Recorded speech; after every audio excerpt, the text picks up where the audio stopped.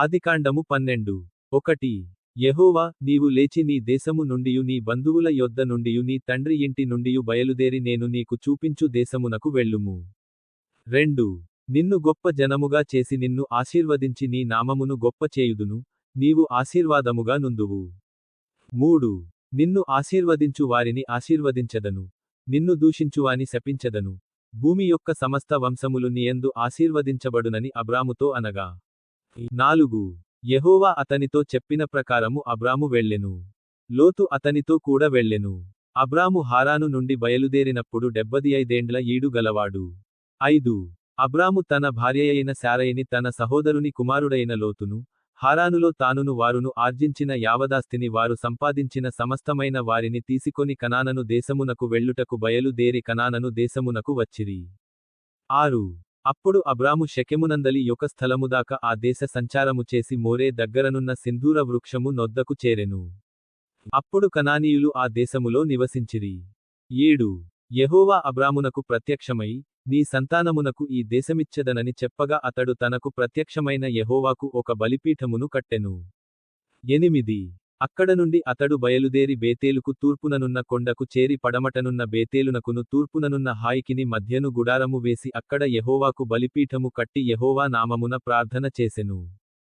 9 అబ్రాము ఇంకా ప్రయాణము చేయుచు దక్షిణ దిక్కుకు వెళ్ళెను. 10 అప్పుడు ఆ దేశములో కరవు వచ్చెను.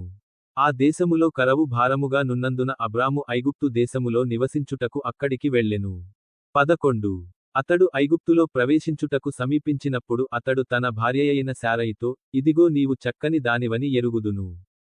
12 ఐగుప్తీయులు నిన్ను చూచి ఈమె అతని భార్య అని చెప్పి నన్ను చంపి నిన్ను బ్రతుకనిచ్చెదరు. 13 నీవలన నాకు మేలు కలుగునట్లును నిన్నుబట్టి నేను బ్రతుకునట్లును నీవు నా సహోదరివని దయచేసి చెప్పుమనెను. 14 అబ్రాము ఐగుప్తులో చేరినప్పుడు ఐగుప్తీయులు ఆ స్త్రీ మిక్కిలి సౌందర్యవతి అయి యుండుట చూచిరి.